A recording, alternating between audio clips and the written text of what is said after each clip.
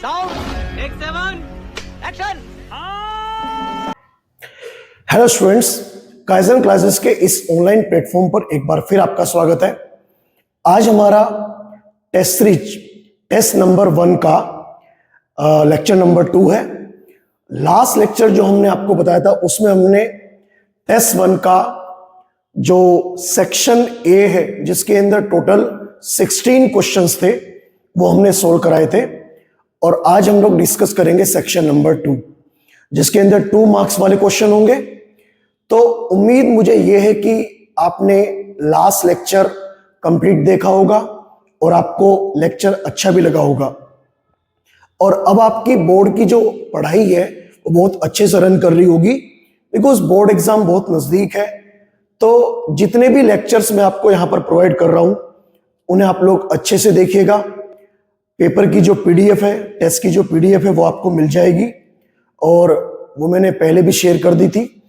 तो जितने भी क्वेश्चंस मैंने टेस्ट नंबर 1 में दिए हैं चैप्टर 2 के, चैप्टर नंबर 1 सॉल्यूशन और इलेक्ट्रोकेमिस्ट्री, और चैप्टर नंबर 2 आपका इलेक्ट्रोकेमिस्ट्री। चैप्टर नंबर 1 सॉल्यूशन है और चैप्टर नंबर 2 इलेक्ट्रोकेमिस्ट्री है। ओके, तो इन 2 चैप्टर के क्वेश्चंस जो मैंने टेस्ट नंबर 1 में दिए हैं आपको उनका बहुत अच्छे से फायदा हुआ होगा और आपने क्वेश्चन समझे भी होंगे। तो चलिए हम लोग आज लेक्चर नंबर 2 में बात करते हैं सेक्शन 2 की। सेक्शन 2 में जो क्वेश्चंस आपको दिखाई देंगे वो सारे के सारे क्वेश्चन 2 मार्क्स वाले हैं। सेक्शन 1 हमने लास्ट लेक्चर में कंप्लीट कर दिया था, और सेक्शन 2 हमारा स्टार्ट होता है यहां से। ओके, आप कमेंट सेक्शन में आप लोग मुझे ये भी बता सकते हैं कि वीडियो की क्वालिटी, जैसे वीडियो में क्लियर आपको सारे के सारे क्वेश्चन सही दिखाई दे रहे हैं और मेरी जो वॉइस है वो सही से क्लियर आपको आ रही है, ये भी आप लोग कमेंट सेक्शन में बता सकते हैं। ओके, और अगर कुछ कमी इसके अंदर रह गई है तो वो भी आप उसमें डाल सकते हैं। हम उसके अंदर थोड़ा सा इंप्रूवमेंट करेंगे और जितना भी पॉसिबल हो सके उसके अंदर थोड़ा सा हम लोग और अच्छे से इसे बनाने की कोशिश करेंगे। तो टाइम वेस्ट ना करते हुए हम लोग सेक्शन नंबर 2 जिसके अंदर टोटल 2 मार्क्स वाले क्वेश्चंस हैं, आई थिंक 5 क्वेश्चन इसके अंदर आपको मिलेंगे। तो शुरुआत हम लोग करते हैं। सबसे पहला क्वेश्चन जो सेक्शन नंबर 2 में है, जो कि 2 मार्क्स के क्वेश्चन है सारे के सारे, इनमें सबसे पहला क्वेश्चन हम डिस्कस करेंगे यहां पर। पहले क्वेश्चन में लिखा हुआ है, इलेक्ट्रोकेमिस्ट्री क्वेश्चन है, इसमें लिखा हुआ है कि calculate the potential of iron electrode. Iron electrode का पोटेंशियल कैलकुलेट करना है, in which the concentration of Fe plus के 2 आयन इज 0.01 m। यह आपको यहां पर आयरन इलेक्ट्रोड दे रखा है और उसमें Fe प्लस के 2 आयंस की जो कंसंट्रेशन है 0.01 मोल पर लीटर, यह आपको यहां पर गिवन है। इस क्वेश्चन में हमें आयरन इलेक्ट्रोड का स्टैंडर्ड पोटेंशियल, मतलब जो स्टैंडर्ड इलेक्ट्रोड पोटेंशियल है वो भी गिवन है, और ध्यान से आप देख पा रहे होंगे इसमें यहां पर रिडक्शन दिखाई दे रहा है, मतलब ये वाला जो पोटेंशियल आपको गिवन है 0.45 वोल्ट, ये आपको गिवन है SRP। SRP मतलब स्टैंडर्ड रिडक्शन पोटेंशियल। ओके, तो अगर मैं इस क्वेश्चन को सोल्व करना स्टार्ट करूं तो इसमें सबसे पहले हमें बनानी पड़ेगी एक इक्वेशन। इस वैल्यू के अकॉर्डिंग इसकी इक्वेशन बनेगी जिसमें Fe प्लस के 2 इलेक्ट्रॉन को गेन करके कन्वर्ट होगा Fe में। ओके, जिसके अंदर Fe प्लस के 2 जो आयंस है वो रिएक्टेंट वाली साइड प्रेजेंट है और Fe प्रेजेंट है यहां पर प्रोडक्ट वाली साइड। ये इसकी हाफ रिएक्शन है, और ये जो इसकी रिएक्शन है इस रिएक्शन को हम कहेंगे रिडक्शन हाफ रिएक्शन। ये रिडक्शन हाफ रिएक्शन। ओके, और इसमें हमें कैलकुलेट करना है E Fe प्लस के 2 ओब्लिक Fe। ओके, ये हमें यहां पर कैलकुलेट करना है, पोटेंशियल कैलकुलेट करना है हमें यहां पर। नस्ट इक्वेशन का फॉर्मूला आप लोग सभी जानते ही है। वैसे तो नस्ट इक्वेशन का फॉर्मूला जनरली कंप्लीट सेल के लिए हम लोग अप्लाई करते हैं, यूज करते हैं, लेकिन जो कंडीशन, जो सिचुएशन हमें गिवन है वो कंप्लीट सेल की नहीं गिवन है, वो हमें हाफ सेल की गिवन है। तो नस्ट इक्वेशन का फॉर्मूला हम लोग हाफ सेल के लिए भी यूज कर सकते हैं, जैसे यहां पर यूज करेंगे। तो E F E oblique F E plus, sorry E F E plus के 2 ओब्लिक एफ ई, जिसमें E naught F E plus के 2 oblique F E, okay, minus 0.059 upon n log concentration of product upon concentration of reactant. और ये जो concentration है इनकी power में अगर कोई कोफिशिएंट हो, C मतलब यहां पर कोफिशिएंट है, अगर इस रिएक्शन में रिएक्टेंट और प्रोडक्ट की साइड, दोनों साइड चेक करेंगे, अगर कोई भी आपको कोफिशिएंट गिवन तो वो हम लोग पावर में अप्लाई करेंगे। लेकिन इक्वेशन को देखकर ऐसा लगता है कि हमारे पास में इक्वेशन में कोई भी कोफिशिएंट नहीं है। ओके, अब यहां पर अगर हम वैल्यू पुट करें तो वैल्यू पुट करने पर ये वैल्यू हमें कैलकुलेट करनी है। इसकी वैल्यू हमें गिवन है 0.45 माइनस 0.059 अपॉन एन। एन को हम लोग बोलते हैं चेंज इन चार्ज। किसी भी रेडॉक्स रिएक्शन में चेंज कितना होता है, जितने इलेक्ट्रॉन उस रिएक्शन में पार्टिसिपेट करेंगे उतना ही चेंज होता है। अगर रिडक्शन है तो जितने इलेक्ट्रॉन गेन हुए, और अगर ऑक्सीडेशन है तो जितने इलेक्ट्रॉन लॉस हुए। जैसे यहां पर इस रिएक्शन में 2 इलेक्ट्रॉन गेन हुए, तो इसका मतलब चेंज यहां पर 2 का आएगा, into log Cp concentration of product वाली साइड केवल Fe गिवन है, और कंसंट्रेशन हम लोग लेते हैं केवल और केवल एक्वस फॉर्म में, जो कि हमें यहां पर गिवन है Fe प्लस के 2 की वैल्यू। ओके, तो इसका मतलब प्रोडक्ट की कंसंट्रेशन को हम लोग मान के चलेंगे 1, और रिएक्टेंट की कंसंट्रेशन जो गिवन है 0.01, और कोफिशिएंट इसका 1, तो इसलिए एज सच वैल्यू हम लोग यहां पर पुट करेंगे। एक स्टेप अगर इसे हम लोग और सोल्व करें तो 0.45 माइनस 0.059 अपॉन 2 इंटू, अब अगर इस वैल्यू को आप सोल्व करते हो तो यहां से पॉइंट हटेगा, ऊपर 2 जीरो बढ़ जाएंगी, मतलब log 100 आएगा। और log 100 को हम लिख सकते हैं log 10 की पावर 2। ओके, मुझे उम्मीद है आपको ये समझ आया होगा। जब हमने यहां से पॉइंट हटाया, इस वैल्यू को मैं यहां सोल्व कर रहा हूं, 1 अपॉन 0.01, यहां से पॉइंट हटा, 2 जीरो बढ़ी, तो log 100, और log 100 को लिख सकते हैं 10 की पावर 2। अब यहीं पर 10 की पावर 2 को हम लोग m की पावर n के फॉर्मूले में अप्लाई करके सोल्व करेंगे। तो m की पावर n का फॉर्मूला होता है n log m, मतलब यहां पर आएगा 2 log 10। ओके, तो इस वैल्यू की जगह पर जैसे हम लोग 2 log 10 पुट करेंगे, ओके, log 10 की वैल्यू हमें यहां पर गिवन है, ये रही, log 10 इज इक्वल टू 1। एक स्टेप और सोल्व कर लीजिएगा, 0.45 माइनस 0.059 अपॉन n की वैल्यू 2 इंटू 2 इंटू, और log 10 की वैल्यू क्या बचेगी, log 10 की वैल्यू यहां पर 1 बचेगी। इसे हमने लिख लिया 2 log 10, और log 10 की वैल्यू गिवन है 1, तो यहां पर 2 से 2 कैंसिल हो जाएगा। ओके, और इस पूरे फैक्टर को जैसे ही आप लोग सोल्व करोगे तो आपके पास में इस क्वेश्चन का आंसर आ जाएगा ऐसे। ओके, मुझे उम्मीद है ये क्वेश्चन आपको समझ आया होगा। ये क्वेश्चन 2 मार्क्स का है। देखो, अगर हम बात करते हैं डिस्क्रिप्टिव क्वेश्चन की, जो क्वेश्चन डिस्क्रिप्टिव होते हैं, जो क्वेश्चन 2 मार्क्स के, 3 मार्क्स के, 4 मार्क्स के या 5 मार्क्स के, न्यूमेरिकल जनरली 2 मार्क्स में आएगा या 3 मार्क्स में आएगा। बोर्ड एग्जाम की, सीबीएसई बोर्ड की खास बात क्या है कि एग्जाम में स्टेप मार्किंग होती है, और अगर एग्जाम में स्टेप मार्किंग है तो डिफरेंट स्टेप्स के डिफरेंट मार्क्स हैं।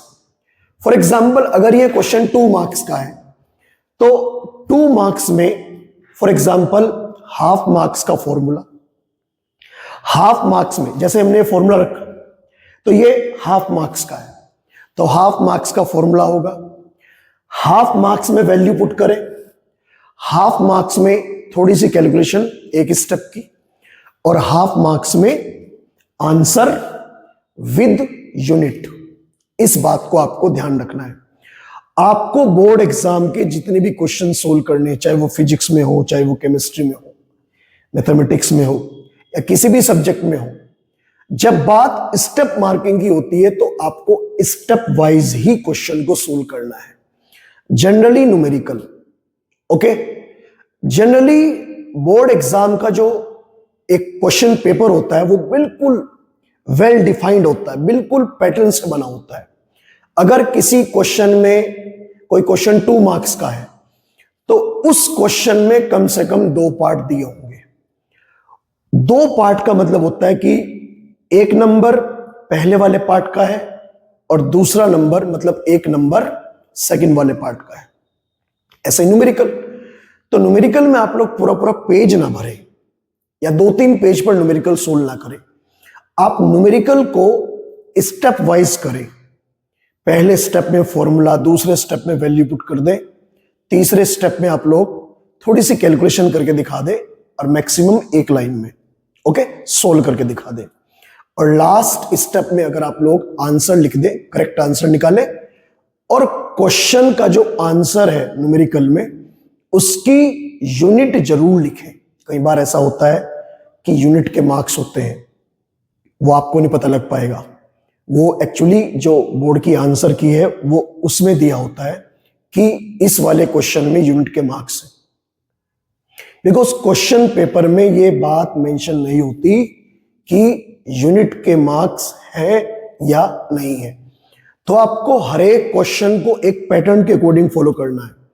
आप मेरे कहने से इस पैटर्न को फॉलो कर ले। कोई न्यूमेरिकल है तो अगर उस न्यूमेरिकल को आप लोग सोल्व कर रहे हैं तो उस न्यूमेरिकल में पहले स्टेप में फॉर्मूला लिखें, जो भी उस न्यूमेरिकल में फॉर्मूला अप्लाई होगा। दूसरे स्टेप में आप उस फॉर्मूले में जो भी वैल्यूज गिवन है क्वेश्चन में उन वैल्यूज को पुट करें। तीसरे स्टेप में आप थोड़ी सी कैलकुलेशन करके दिखाएं उसके अंदर, और बाकी कैलकुलेशन आप लोग करें रफ पेज पर, क्योंकि अगर आप उसी पेज पर सारा काम करके दिखाएंगे तो कई बार क्वेश्चन में होच पोच इतना ज्यादा हो जाता है कि एग्जामिनर को समझने में बहुत प्रॉब्लम फेस करनी पड़ती है। ओके, वैसे तो एग्जामिनर सारी चीजों को ऑब्जर्व करते हैं, लेकिन फिर भी आपको इस बात का क्लियर कट ध्यान रखना है कि आप अपना काम बिल्कुल सिस्टमेटिक वे में करें। ओके, कॉपी को अच्छे से लिखें जिससे कि क्वेश्चन आपका कॉपी लिखी हुई आपकी बहुत अच्छी दिखाई दे। ओके, और यही बात आप लोग ध्यान रखें थ्योरी वाले पार्ट में, थ्योरी वाले सेगमेंट में। ओके, एमसीक्यूज को अच्छे से सोल्व करें। वैसे तो तरीका ये होता है कि सभी क्वेश्चंस को एक सीक्वेंस में किया जाए। पहले सेक्शन 1 को सोल्व करें, सीक्वेंस में 1 2 3 4 5 6 7 8 9 10 11 12 13 14 15 16 ये एमसीक्यूज हो गई। उसके बाद स्टार्ट करें सेक्शन बी को, क्लियर कट मेंशन करें कि आपका सेक्शन बी है। उसके बाद में एक्सक्यूज मी, हर एक क्वेश्चन को आप कोशिश करिएगा, एक क्वेश्चन को 2 मार्क्स वाला क्वेश्चन है, एक क्वेश्चन को आप लोग एक पेज पर करें, पूरा प्रॉपर स्पेस ले। ठीक है, आपके पास में सफिशिएंट पेजेस की कॉपी होती है, 32 पेजेस होते हैं उसके अंदर, बहुत पेजेस है। आप अगर ढंग से उसे आप लोग कॉपी को लिखेंगे तो एक सिंगल कॉपी में ही पूरा पेपर सोल्व हो सकता है। ऐसा नहीं है कि आपको और एक्स्ट्रा या सप्लीमेंट्री जो कॉपीज है वो नहीं मिलेंगी, मिलेंगी आपको, लेकिन आप अगर सिस्टमेटिक वे में करेंगे तो कई बार ऐसा होता है कि बच्चा पूरा क्वेश्चन पेपर सोल्व कर देता है और उसका पूरा का पूरा क्वेश्चन पेपर पूरे क्वेश्चंस एक ही कॉपी में समा जाते हैं। ओके, तो ये काम करने का तरीका है, और इसका तरीका ये है कि जैसे हम लोगों ने टेस्ट सीरीज एक्सक्यूज मी, जैसे हम लोगों ने टेस्ट सीरीज को स्टार्ट किया है, शुरू किया है, तो आप कोई ना कोई टेस्ट सीरीज ज्वाइन करें। टेस्ट सीरीज से क्या फायदा होता है कि लिखने का एक तरीका पता लग जाता है, आपको अपनी गलतियां पता लग जाती हैं। जैसे स्कूल के अंदर प्री बोर्ड होते हैं तो प्री बोर्ड देने चाहिए। वो प्री बोर्ड का पर्पज आपका यही है कि आपको लिखने का तरीका पता लगे, आपको आपकी मिस्टेक्स पता लगे कि कहां कहां मैंने किस क्वेश्चन में गलतियां की हैं। उन गलतियों को आप लोग सुधारें, अपने अंदर इंप्रूवमेंट करें। तो जैसे हमने ये टेस्ट सर्कुलेट किया है और ये वीडियो हमने आपके लिए बनाई है, तो इन वीडियोस को अच्छे से देखें, और जो जो बातें आपको क्वेश्चन में बताई जा रही है सोल्व करते हुए, उन्हें आप लोग, चाहे वो थ्योरी की हो, चाहे वो न्यूमेरिकल्स की हो, और चाहे वो एमसीक्यूज की हो, उन्हें अच्छे से आप लोग ऑब्जर्व करें, देखें और अप्लाई भी करें उन चीजों को।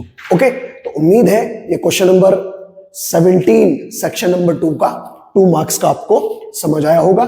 अभी हम लोग मूव करेंगे क्वेश्चन नंबर 18 की तरफ। ओके, तो ये क्वेश्चन आपको समझ आना चाहिए। आप मुझे कमेंट सेक्शन में बताइएगा कि जो तरीका हम लोग अप्लाई कर रहे हैं वो सही है, या इसके अलावा भी कोई अल्टरनेटिव मेथड हो सकता है, सबका अलग अलग मेथड है।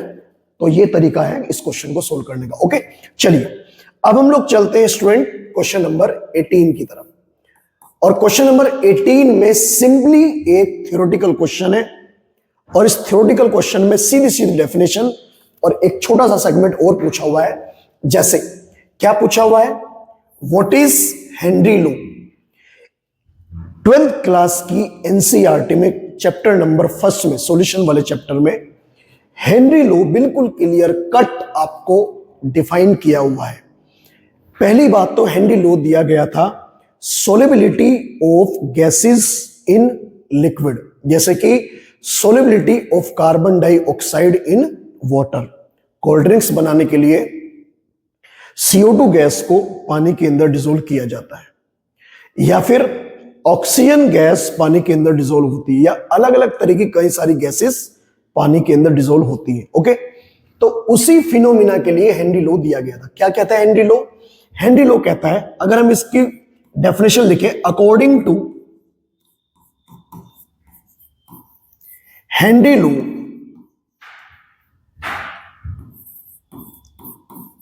solubility of a gas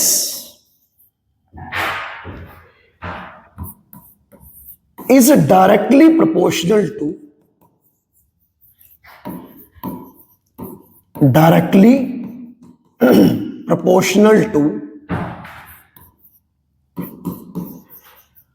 partial pressure of the gas। Okay, ये तो है एक लाइन की डेफिनेशन।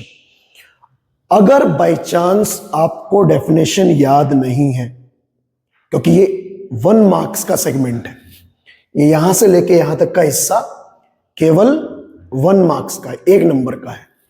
तो अगर डेफिनेशन याद नहीं होती तो कई बार होता है ऐसा कि थ्योरेटिकल पार्ट याद नहीं रहता, तो कॉन्सेप्चुअल पार्ट याद रख लीजिएगा। तो इसमें क्या करना होता है कि सोलिबिलिटी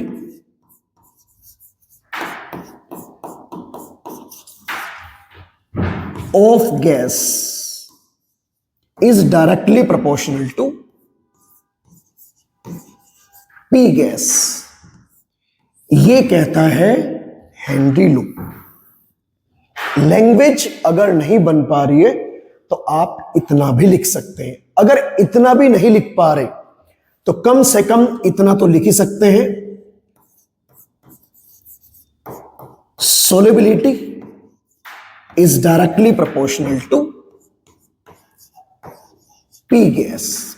कम से कम आप इतना तो एग्जाम में लिख ही दें, क्योंकि ये 1 मार्क्स का सेगमेंट है, इसलिए आपको इतने सेगमेंट पर ही 1 नंबर मिल जाएगा। ठीक है, आपको 1 मार्क्स इतने सेगमेंट पर या इतने सेगमेंट पर मिल जाएगा। डेफिनेशन लिखे, क्योंकि हेनरी लो कहा गया है, तो अगर कोई लो एक्सप्लेन करने के लिए कहा जाता है तो इसका मतलब आपकी ड्यूटी ये बनती है कि आप उसकी डेफिनेशन दें, ओके। और फिर भी अगर डेफिनेशन याद ना रहे तो कम से कम इतना सेगमेंट आप लोग लिख सकते हैं। अच्छा, एक छोटी सी बात और, कई लॉज हैं आपके सिलेबस में, केमिस्ट्री में, ऐसे फिजिक्स में, Faraday laws, Henry laws, Raoult's law, तो कई सारे डेफिनेशन है, कई सारे लॉ हैं। अगर वो लॉ है तो उसका मतलब हो सकता है कि उनके कुछ इंपॉर्टेंट फॉर्मूले भी बने। तो कई बार क्या होता है कि लैंग्वेज याद नहीं रहती, तो कम से कम अगर आपको लैंग्वेज याद नहीं है तो कम से कम आप उसका फॉर्मूला, जो उससे कनेक्टेड फॉर्मूला है, वो भी आप लिख कर अपना काम चला सकते हैं। जैसे हेनरी लॉ का एक फॉर्मूला है, क्या है फॉर्मूला? हेनरी लॉ का फॉर्मूला है कि P gas is equal to K H into X gas, okay, या फिर एस। यहां पर हमने एक्स गैस लिखा, यहां पर आप लोग एस मतलब सोलिबिलिटी भी लिख सकते हैं, ओके। तो P gas is equal to K H into X gas. X मतलब mole fraction of gas. Actually solubility को हम लोग डिफाइन करते हैं in terms of mole fraction, molality, okay. तो हम सोलिबिलिटी की जगह पर यहां पर मोल फ्रैक्शन भी मेंशन कर सकते हैं, ओके। के एच को हम लोग बोलते हैं Henry law constant, Henry constant. और जो हेनरी कांस्टेंट होता है वो डिफरेंट गैसेस के लिए अलग अलग होता है, अलग अलग गैसेस के लिए अलग अलग होता है। और पी गैस का मतलब partial pressure of the gas. तो इस क्वेश्चन की जो ये वाला पार्ट है इस क्वेश्चन का, आप लोग इसे इस तरह से सॉल्व कर सकते हैं, ओके। अब हम बात करेंगे इस क्वेश्चन के सेकंड पार्ट की, give one application of it. Henry law का आपको कोई एक एप्लीकेशन लिखना है, ठीक। देखिएगा ध्यान से, हेनरी लॉ के बेस पर ही बहुत सारे फिनोमिना ऑपरेट होते हैं। जैसे जो कोल्ड ड्रिंक्स होती है, जो सॉफ्ट ड्रिंक्स होती है, पानी के अंदर कार्बन डाइऑक्साइड गैस को डिसोल्व किया जाता है, ओके। अब कार्बन डाइऑक्साइड गैस पानी के अंदर डिसोल्व की जाती है एट हाई प्रेशर। मतलब कहने का, गैस का प्रेशर जितना ज्यादा होगा, उस गैस का प्रेशर जितना ज्यादा होगा, वो गैस उतनी ही अच्छे से पानी के अंदर डिसोल्व होगी, ओके। तो इसका मतलब solubility of gas is directly proportional to partial pressure. Application में आप लिख सकते हैं, अगर ध्यान से आप एप्लीकेशन पढ़ें इसकी, आप एप्लीकेशन में एक तो लिख सकते हैं ये कि carbon dioxide gas dissolved in water at high pressure according to Henry law. एक तो इसका एप्लीकेशन ये है, ओके। इसकी दूसरी एप्लीकेशन, वैसे तो एक ही पूछी है लेकिन आप लोग याद रख लीजिएगा। सेकंड एप्लीकेशन क्या है इसकी, कि जब हम लोग हाइट पर जाते हैं, हाई एल्टीट्यूड पर जब हम लोग जाते हैं, तो ऑक्सीजन का पार्शियल प्रेशर हाइट पर जाने पर कम हो जाता है, जिसकी वजह से, ये हेनरी लॉ का कॉन्सेप्ट है, जिसकी वजह से हमारे ब्लड के अंदर, हमारे टिश्यूज के अंदर ऑक्सीजन की सोलिबिलिटी कम हो जाती है, जिसकी वजह से हमें हेडेक, एनोक्सिया और मसल्स में क्रैम्प, इस तरह की प्रॉब्लम फेस करनी पड़ती है, ओके। तो ये जो दो कॉन्सेप्ट, ये जो दो एप्लीकेशन ने इसकी बताई, ये अकॉर्डिंग टू हेनरी लॉ है। हेनरी लॉ ही इन दोनों कॉन्सेप्ट को एक्सप्लेन करता है, ओके। तो एक तो ये वाली एप्लीकेशन, और एक आप लिख सकते हैं कि at higher altitude partial pressure of oxygen is decrease. और अगर ऑक्सीजन का पार्शियल प्रेशर घटेगा तो हमारे टिश्यूज में, हमारे ब्लड में ऑक्सीजन की डेफिशिएंसी हो जाएगी, कमी हो जाएगी, और उसका हमें एहसास होगा, हमें सांस लेने में प्रॉब्लम होगी, हमारे सर में दर्द होगा, इस तरह की प्रॉब्लम फेस करनी पड़ती है हाइट पर जाने पर। ओके, तो ये दो इसकी एप्लीकेशन है। ओके, ये हुआ हमारा क्वेश्चन नंबर 18। मुझे उम्मीद है सभी क्वेश्चंस आपको समझ आ रहे होंगे। अभी हम लोग मूव करते हैं क्वेश्चन नंबर 19 की तरफ। देखिएगा, ये क्वेश्चन जो 19th क्वेश्चन है, इस 19th क्वेश्चन को हमने अब से पहले भी किया है एमसीक्यू वाले सेगमेंट में। सेक्शन ए में ये क्वेश्चन आया हुआ है एमसीक्यू की फॉर्म में, ऑब्जेक्टिव की फॉर्म में। अब इस क्वेश्चन को यहां पर डिफाइन करने के लिए कहा गया है। ओके, तो अगर इस क्वेश्चन को ध्यान से पढ़े, फिर दोबारा से एक बार लिखा है, solution of two electrolytes X and Y are diluted. कहा कि मोलर कंडक्टिविटी ऑफ एक्स, जो एक्स है उसकी molar conductivity increases 25 times, whereas that of y increases 1.5 times. Okay, दो इलेक्ट्रोलाइट के सॉल्यूशन है, एक में x घुला हुआ है, एक में y घुला हुआ है। Okay, which one is a stronger electrolyte? कौन सा इलेक्ट्रोलाइट स्ट्रोंगर है? आपको इस बात को प्रूफ करना है, एक्सप्लेन करना है और अपने आप को, अपने आंसर को जस्टिफाई करना है विद ए ग्राफ। एक ग्राफ बनता है इसमें।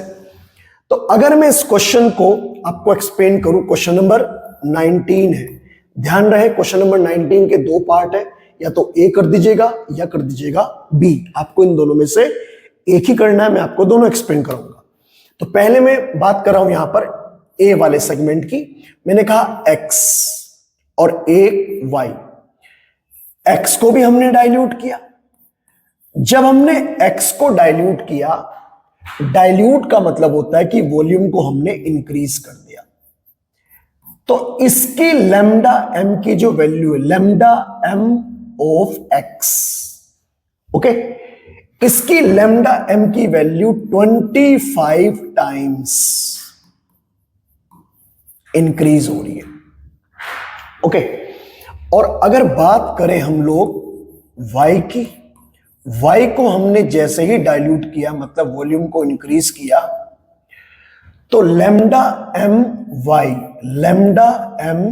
वाई की वैल्यू 1.5 टाइम्स, इधर रखा है ना, 1.5 टाइम्स इंक्रीज हो रही है। तो इसमें यह पूछा गया है कि कौन सा इलेक्ट्रोलाइट स्ट्रोंगर है। ठीक, पहले भी हमने बताया था डाइल्यूशन का इफेक्ट वीक इलेक्ट्रोलाइट के ऊपर पड़ता है, स्ट्रोंग इलेक्ट्रोलाइट के ऊपर ना के बराबर इसका इफेक्ट पड़ता है। वीक इलेक्ट्रोलाइट क्योंकि स्लोली डिसोसिएट होते हैं, तो जब किसी वीक इलेक्ट्रोलाइट में हम लोग वाटर या कोई सॉल्वेंट ऐड करेंगे, तो वीक इलेक्ट्रोलाइट पहले 1%, उसके बाद 2%, 3%, 10%, 20%, 30%, ऐसे करते करते कोलरोश लो कहता है इस बात को कि इनफाइनाइट डाइल्यूशन पर, इनफाइनाइट वॉल्यूम पर वीक इलेक्ट्रोलाइट 100% तक डिसोसिएट होता है। मतलब वॉल्यूम को हमने इनफाइनाइट तक कर दिया, वॉल्यूम को इतना बढ़ाया, डाइल्यूशन इतना कर दिया कि वीक इलेक्ट्रोलाइट कंप्लीटली डिसोसिएट हो गई। इसका मतलब डाइल्यूशन का जो इफेक्ट है वो किसके ऊपर पड़ता है? वीक इलेक्ट्रोलाइट के ऊपर। स्ट्रोंग के ऊपर डाइल्यूशन का कोई बहुत ज्यादा इफेक्ट नहीं पड़ता, ना के बराबर पड़ता है। ओके, इसका मतलब अगर हम इस कॉन्सेप्ट को यहां पर अप्लाई करें तो हम कह सकते हैं कि effect of dilution will be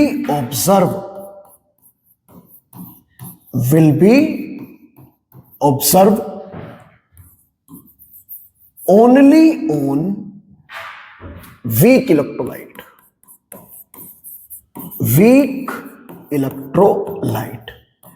तो आप इन दोनों लाइनों को देख के बता सकते हैं कि कहां पर आपको इफेक्ट ज्यादा ऑब्जर्व हो रहा है।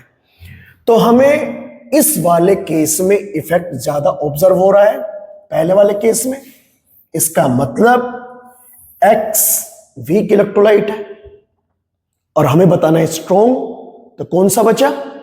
Y। तो Y कैसा हो जाएगा? Strong electrolyte. ठीक है, तो वीक इलेक्ट्रोलाइट मतलब X जिसकी वैल्यू 25 टाइम्स क्या हो रही है? इंक्रीज। ओके, ये इंक्रीज हो रही है। तो हमारा आंसर क्या हो जाएगा? हमारा आंसर हो जाएगा, हम कह सकते हैं सो Y is a stronger electrolyte. Y strong electrolyte है। एक तो आंसर हमारा ये मिला।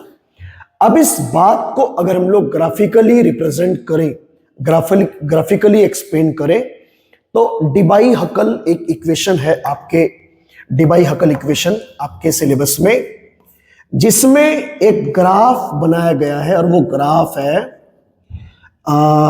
Between concentration versus lambda M, इन दोनों के बीच में। और कंसंट्रेशन और वॉल्यूम में रिलेशन कैसा है? कंसंट्रेशन इनवर्सली प्रोपोर्शनल टू होती है वॉल्यूम के। इसका मतलब अगर वॉल्यूम इंक्रीज करेंगे तो कंसंट्रेशन ऑटोमेटिकली डिक्रीज हो जाएगी। तो ग्राफ में हम ऐसा दिखा सकते हैं, हम एक्स एक्सिस पर एक कंपोनेंट ले लें और वाई एक्सिस पर दूसरा कंपोनेंट ले लें, और कंपोनेंट को लेकर हम लोग इस ग्राफ को ड्रॉ कर सकते हैं। अगर हम यहां पर तो ले ले लैम्डा एम जो कि इस साइड इंक्रीज हो रहा है, और यहां पर ले ले अंडर रूट सी मतलब कंसंट्रेशन, तो आपको दो लाइनें मिलेंगी। एक लाइन तो आपको मिलेगी ऐसी और एक लाइन आपको मिलेगी ऐसी। ओके, और हमने बताया था वहां भी, और एनसीईआरटी में साफ साफ लिखा हुआ है कि ये जो ये वाली लाइन है, ये वाली लाइन तो होती है किसके लिए? Strong electrolyte. ओके, और बच्चों ये वाली लाइन होती है किसके लिए? Weak electrolyte. तो आपको क्या लगता है, अगर हमें इन दोनों के दोनों इलेक्ट्रोलाइट्स को यहां पर लिखना हो तो यहां मैं कौन सा इलेक्ट्रोलाइट लिखूंगा? यहां लिखूंगा Y, ये Y, और यहां लिखूंगा X, ये है X। ओके, इस तरह आप अपने क्वेश्चन को ढंग से एक्सप्लेन कर सकते हैं। ओके, देखो ऐसा है कि बहुत ज्यादा लिखने की नीड नहीं है, कॉन्सेप्चुअल लिखे, कम लिखे, अपनी बात को परफेक्टली कहें आप लोग। ओके, बहुत ज्यादा लिखोगे तो कंफ्यूजन क्रिएट होगा आपको भी, और आपका टाइम भी वेस्ट होगा, और एग्जामिनर को भी। फिर एग्जामिनर को बहुत ज्यादा मशक्कत करनी पड़ती है, पूरा पेपर पढ़ना पड़ता है पूरा। अगर आप बातों को क्लियर कट लिख दे, ओके, इस लैंग्वेज में ऐसे बना के लिख दे, तो मुझे लगता है कि इससे टाइम भी कम लगता है और हमारा क्वेश्चन पेपर एक लिमिटेड टाइम में सोल्व भी हो जाता है।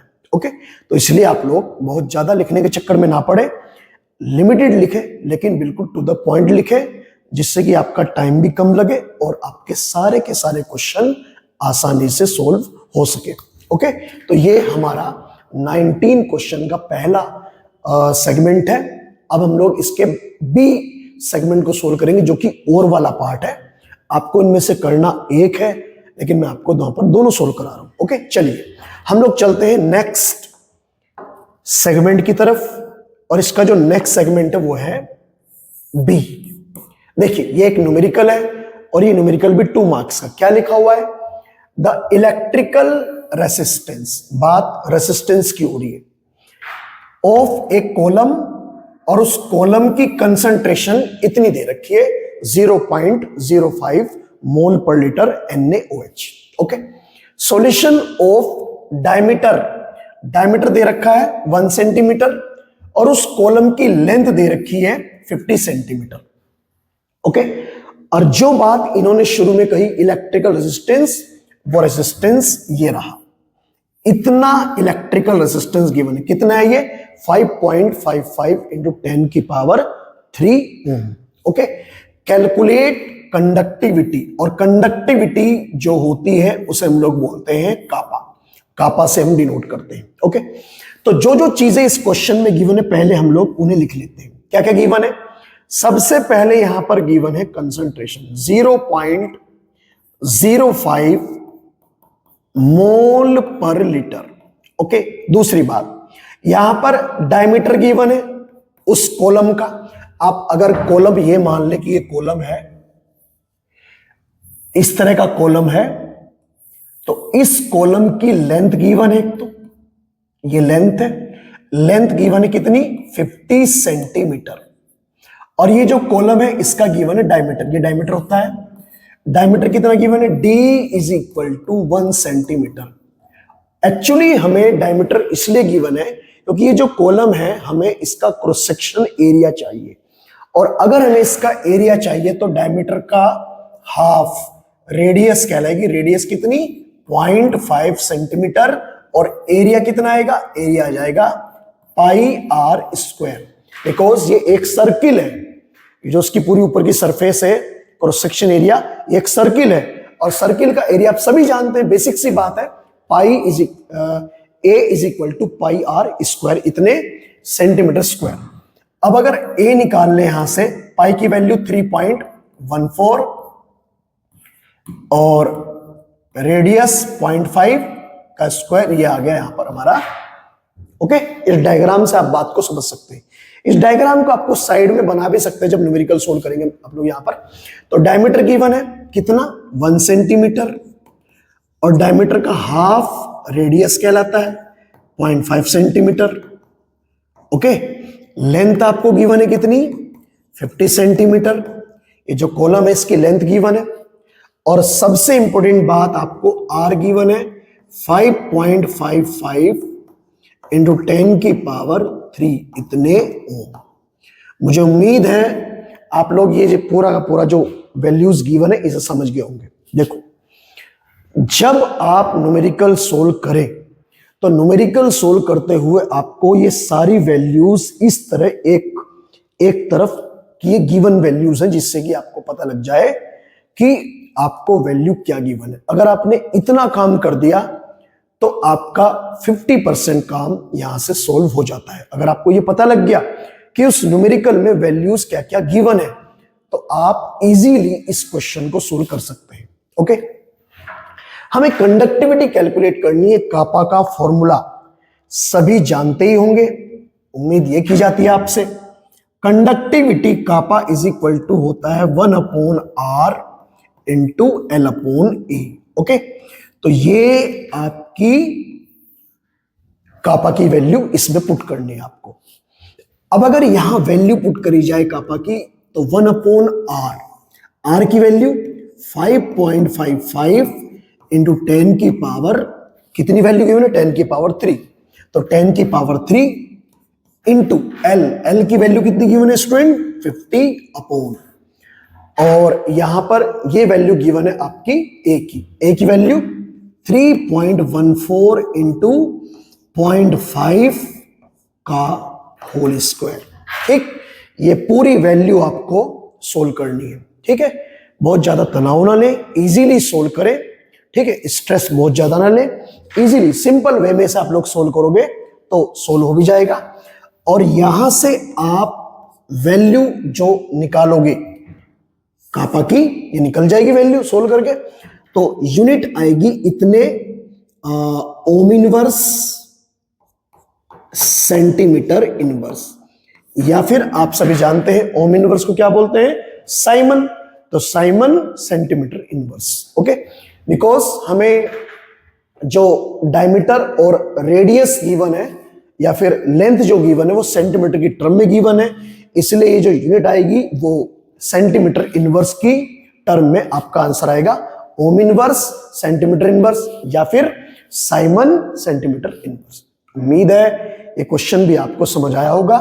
सिंपल सा क्वेश्चन है, एक लाइन में फॉर्मूला है, एक लाइन में वैल्यू पुट करनी है और एक लाइन में आंसर विद यूनिट। ये बात ध्यान रखना, चाहे न्यूमेरिकल आपका फिजिक्स का हो, चाहे केमिस्ट्री का हो, या फिर अगर मैथमेटिक्स में इस तरह कोई क्वेश्चन आता है, कोई भी हो, आप अगर उस वैल्यू की कोई यूनिट होती है तो यूनिट आप जरूर लिखें। कभी कभी ऐसा होता है कि जब बोर्ड एग्जाम की कॉपियां चेक होती है तो कॉपी चेक करने के लिए जो मार्किंग स्कीम आती है, तो मार्किंग स्कीम में कई बार यूनिट के भी मार्क्स होते हैं और ये बात क्वेश्चन पेपर में मेंशन नहीं होती। क्वेश्चन को स्टेप वाइज करें, टू द पॉइंट करें और बहुत ज्यादा लिखने से बचें। ओके, चलिए अब हम लोग चलते हैं क्वेश्चन नंबर 20 की तरफ। क्वेश्चन नंबर 20 थ्योरेटिकल सा क्वेश्चन है, इजी क्वेश्चन। चलिए क्वेश्चन नंबर 20 देखिएगा स्टूडेंट। क्वेश्चन नंबर 20 सोल्व करेंगे हम लोग।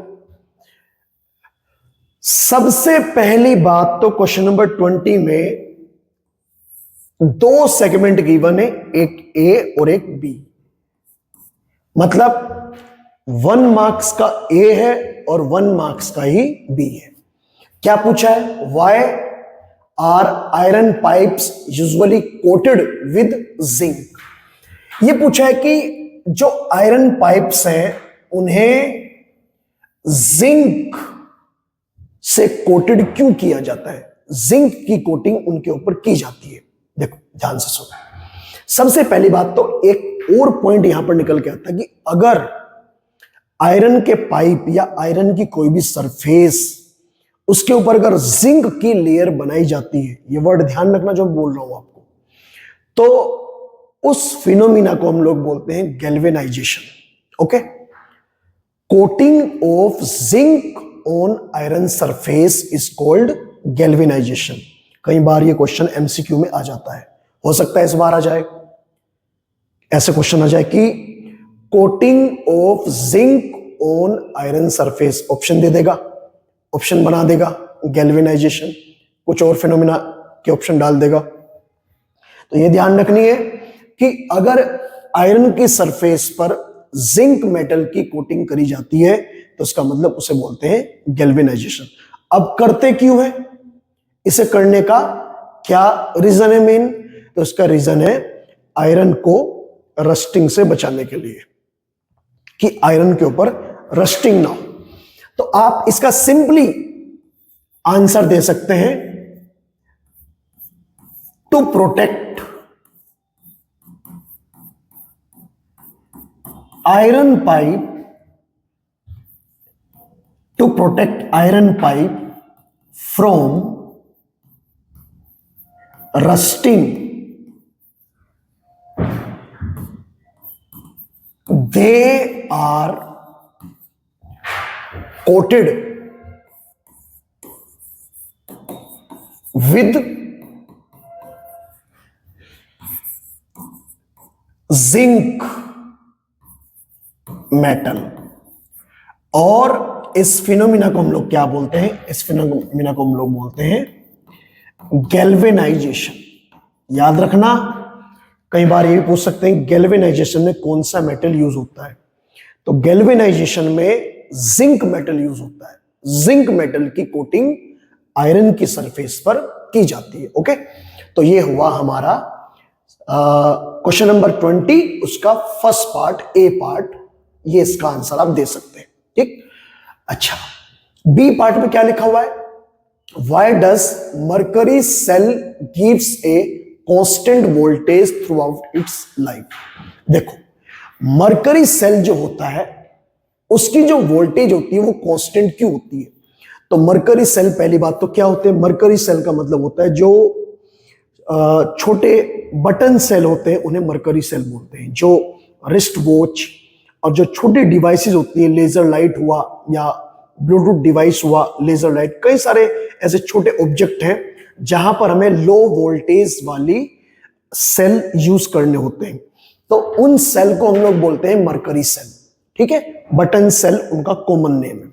तो कह रहे कि थ्रू आउट द लाइफ इनकी जो वोल्टेज है वो कांस्टेंट रहती है। ऐसा इसका क्या? तो इसका कारण ये है मेन कि जो इसके अंदर रिएक्शन चलती है वो रिएक्शन इक्विलिब्रियम में होती है। ओके, ये ध्यान रखना आपको, इक्विलिब्रियम पे होती है और रिएक्शन बहुत ही स्लो चलती है। ओके, स्लो चलती है और इक्विलिब्रियम पे होती है। तो आप लिख सकते हैं इसके बी पार्ट का answer because the redox reaction occur in mercury cell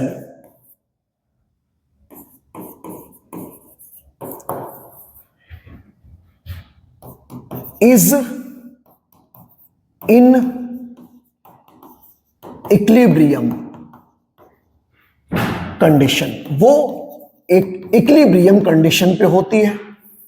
okay, अब इक्विलिब्रियम पर होगी तो स्लो भी होगी। Okay, and it is very slow, तो रिएक्शन स्लो होगी, इक्विलिब्रियम पर होगी, तो इसका मतलब ये हुआ कि जितनी उसकी लाइफ है, उस सेल की जितनी भी लाइफ है, थ्रू आउट द लाइफ उसकी रिएक्शन एक तरह से चलती है, एक जैसे चलती है। इसका मतलब उसकी वोल्टेज कांस्टेंट रहेगी जब तक वो सेल रहेगा। ओके, तो ये इसका आंसर है। तो क्वेश्चन नंबर 20 दो पार्ट में था, एक इसका फर्स्ट पार्ट, ये हमने ये वाला सोल्व किया, और ये इसका सेकंड पार्ट। अब ये आपकी ड्यूटी है कि आप इस लैंग्वेज को कितना छोटा कर सकते हो, ये भी कर सकते हो आप लोग, और इस वाली लैंग्वेज को कितना छोटा कर सकते हो। ठीक है, क्योंकि एक एक नंबर के दो पार्ट है। अब हम लोग बात करेंगे नेक्स्ट क्वेश्चन की, और नेक्स्ट जो हमारा क्वेश्चन है वो सॉल्यूशन वाले चैप्टर का है। तो ये भी 2 मार्क्स का है, बहुत आसान सा क्वेश्चन है। क्वेश्चन को ध्यान से पढ़े आप, लिखा हुआ है calculate elevation of boiling point. Elevation of boiling point का मतलब होता है डेल्टा टीबी, आपको कैलकुलेट करना है। When 4 ग्राम MgSO4 सोल्यूट, यहां पर जो गिवन है W1 is equal to 4 gram MgSO4, और मुझे लग रहा है कि MgSO4 का मोलिकुलर मास आपको गिवन है कितना, 120 gram per mole, was dissolve in 100 gram of water. Solvent का वेट गिवन है ग्राम में कितना, 100 ग्राम H2O, ये हमें गिवन है। Okay, assuming MgSO4 undergoes complete ionization, ये ध्यान रखना है, ये इंपॉर्टेंट बात है। अगर MgSO4 कंप्लीट आयनाइज हो रहा है तो इसका मतलब इसके लिए वांट ऑफ फैक्टर की वैल्यू 2 होगी, Mg प्लस के 2 और प्लस SO4 2 माइनस, ये बना। ओके, तो दो पार्टिकल बने, एक पार्टिकल से दो पार्टिकल बने, I की वैल्यू 2 हो जाएगी। और यहां पर ये गिवन है मोलल एलिवेशन कांस्टेंट के भी, ध्यान रखना न्यूमेरिकल में लोग की वैल्यूज, ऐसे कांस्टेंट की वैल्यूज जनरली गिवन होती है, और अगर जनरली वैल्यू इनकी गिवन होती है तो उसका मतलब ये वैल्यू आपको वैसे याद नहीं करनी है। कितनी वैल्यू है, 0.52 इतने केल्विन केजी पर मोल। ठीक है, ये रहा आपका डायरेक्ट फॉर्मूला है इसका, delta TB is equal to KB into molality की वैल्यू होती है मोलैलिटी m इंटू आई। फिर वैल्यू पुट करो, delta TB is equal to KB into molality होता है W1 into 1000 upon M1 into W2 और इंटू आई। ओके, अब देखिएगा, अब इसमें अगर हम यहां पर वैल्यू पुट करें, यहां तो पुट करी जाएगी 0.52 इंटू W1 की वैल्यू 4 इंटू 1000 और I की वैल्यू 2 अपॉन में M1 दे रखा है आपको कितना 120 और इंटू W2 दे रखा है यहां पर 100। कुछ न्यूमेरिकल बोर्ड एग्जाम में ऐसे आते हैं जिनमें वैल्यूज आसानी से डिवाइड होकर कैंसिल हो जाती है, और अगर ऐसा हुआ तो इसका मतलब आपका काम और आसान हो जाएगा। तो देखो, सबसे पहले तो 3 जीरो कैंसिल करो, 1 2 3, ये 0 3 कैंसिल हुई। उसके बाद इसे कट कर दो, यहां से कितना आएगा 3 आएगा यहां से। ठीक, तो यहां तक तो मुझे लग रहा है आप समझ गए होंगे बात को। अब आप इसे सिंप्लीफाई कर लो, कितना 0.52 इंटू यहां से कितना बचेगा 2 और जी अपॉन में कितना बचेगा 3।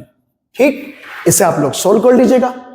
और बिकॉज केबी की वैल्यू गिवन है केल्विन केजी पर मोल, मतलब इन टर्म्स ऑफ केल्विन, तो केल्विन के टर्म में इसका आंसर जो आएगा वो आएगा इन टर्म्स ऑफ केल्विन।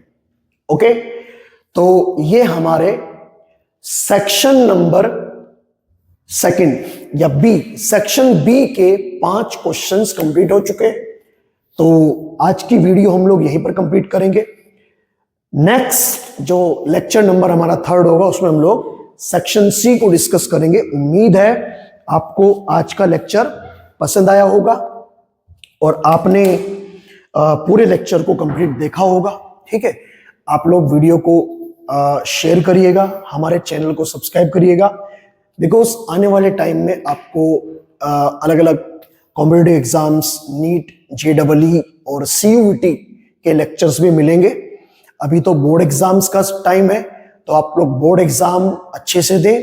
उसके बाद जब कंपटीशन का टाइम आएगा तो उसके भी आपको बेनिफिट्स मिलेंगे। नीट के लेक्चर और नीट के जो PYQ है, प्रीवियस ईयर क्वेश्चन है, वो CUET के जो एग्जाम्स होते हैं अलग अलग तरह की यूनिवर्सिटी के, वो वाले, और JEE के, वो भी आपको आने वाले टाइम में मिलते रहेंगे। तो उम्मीद है बच्चों हमारे इस लेक्चर सीरीज का आप अच्छे से फायदा उठाएंगे और चैनल को सब्सक्राइब करेंगे, वीडियो को लाइक करेंगे, शेयर करेंगे, अपने सभी दोस्तों के साथ में आप लोग इसे शेयर करिएगा जहां तक भी पॉसिबल हो सके। क्योंकि देखो कंपटीशन है, एग्जाम है, तो एग्जाम तो सभी को देने हैं। ओके, भले ही इसमें कंपटीशन हो तो सभी स्टूडेंट इसका फायदा उठाएंगे। Okay, all the best, thank you very much.